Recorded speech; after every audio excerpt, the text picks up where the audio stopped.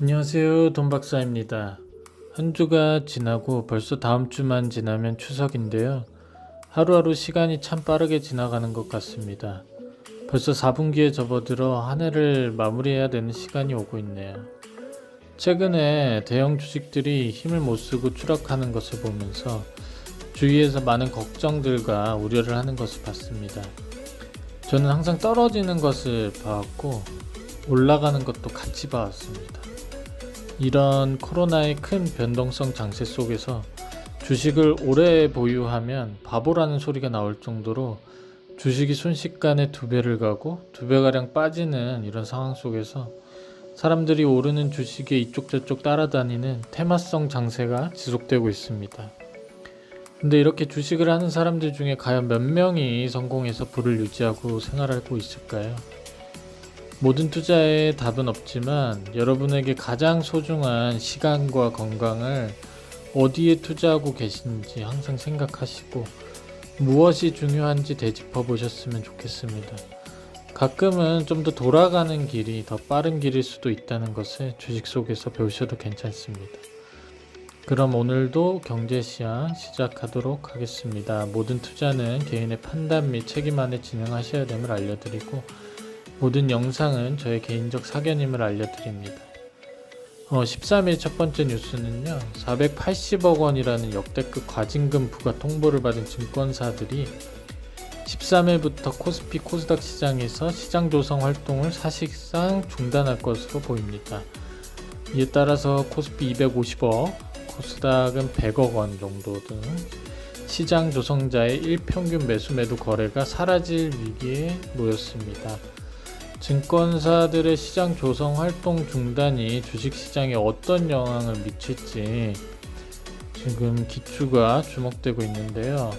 한국거래소와 계약을 맺고 있는 14개의 증권사 중에서 13곳이 당분간 시장 조성 활동을 멈추겠다는 뜻으로 거래소에 시장 조성 의무 면제를 신청했다고 합니다. 이달 초 금융감독원이 시장 조성자로 참여한 증권사 9곳에 시장 질서 교란 행위 혐의가 있다면서 과징금 부과를 예고했지만 제도 운영 주체인 거래소는 7일 시장 조성 의무를 당분간 면제해주겠다고 공문을 보내서 증권사들의 신청을 받았는데요.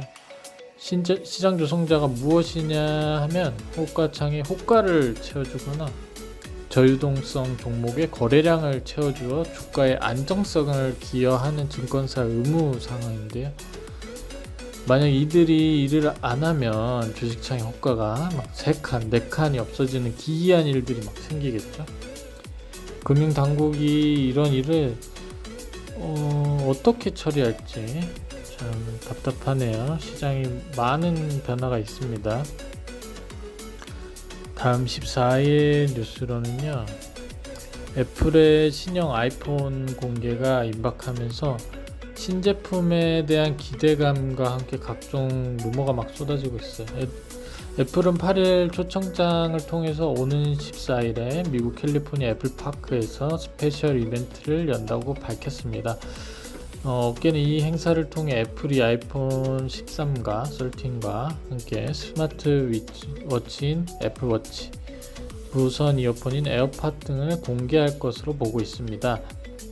전작인 아이폰 12가 출시 9개월 만에 누적 판매량 1억 2천만 대를 달성할 만큼 아이폰 13에 대한 관심도 뜨겁습니다.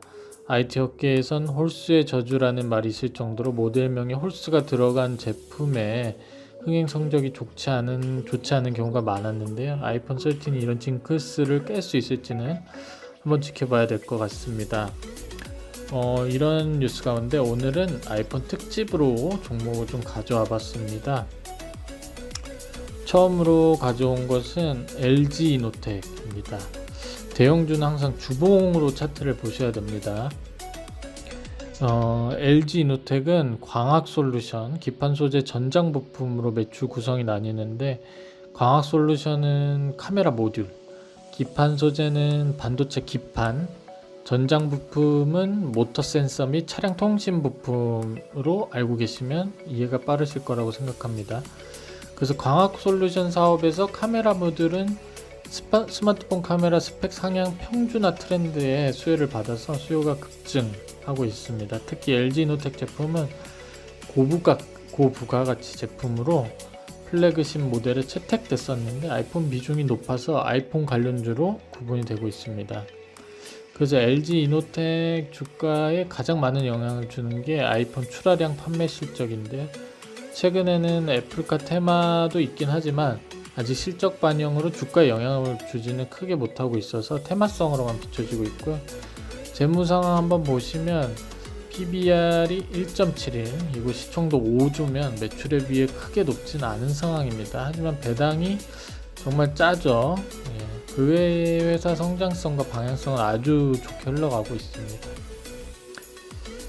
다음 기업으로는 덕우전자인데요. 제 친구 이름이 덕우라서 그런지 뭔가 친근하네요.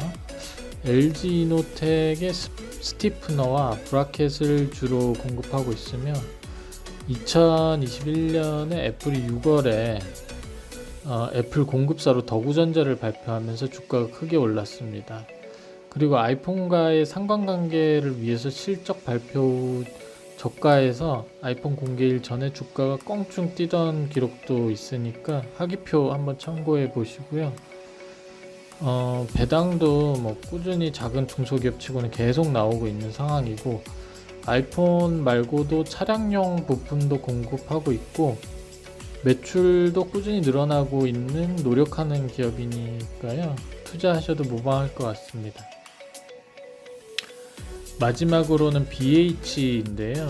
BH는 이제 정연성 인쇄 회로 기판, RF PCB의 생산 능력이 국내 1위로 인정받을 만큼 뛰어난 기술을 가진 업체예요. OLED 패널이 적용된 스마트폰에는 RF PCB를 사용해야 합니다. 갤럭시하고 아이폰이 고객사로 스마트폰 시장이 좋아질 때마다 매출도 한계 상승하는데요. 차트를 한번 보시면 아직 큰 상승은 나오지 않은 상황이고요. 재무는 이제 매출과 영업이익이 주춤하다 2021년부터 다시 턴 어라운드 하는 모습입니다. 요즘 화제가 되고 있는 갤럭시하고 아이폰 두 테마의 공통 수혜지를 찾다 보면 OLED하고 RF PCB인데요. 일단 아이폰 초기 생산 예상 대수가 20년 이제 아이폰 12 7,500만 대에서 21년 아이폰 13이 1억대로 약 30% 증가할 예정인데요. 12가 너무 장사가 잘 됐기 때문이죠. 올해 애플 아이폰에 대한 자신감이 이렇게 볼 수 있어요. 여기에 이제 OLED가 아닌 RF PCB를 제가 더 눈여겨보는 이유는 이 차트 보시면 아이폰 12에서 두 개의 모델에만 채택됐던 RF PCB가 아이폰 13에서는 전 모델에 도입됐기 때문입니다. 어떤 변화가 있는지 이제 차트로 보시면 더 확연하게 보이시죠? 차트가 아니라 표. 그럼 다들 수혜주 오늘은 짧게 이렇게 3개 준비했는데 미리 한번 찾아보시고 선점해서 좋은 수익을 내는 것도 좋을 것 같습니다. 오늘은 이렇게 좀 짧지만 아이폰 특집으로 한번 준비해봤는데, 연휴 전에 너무 스트레스 받지 마시고 마지막 한 주 잘 보내시고 힘내세요. 감사합니다.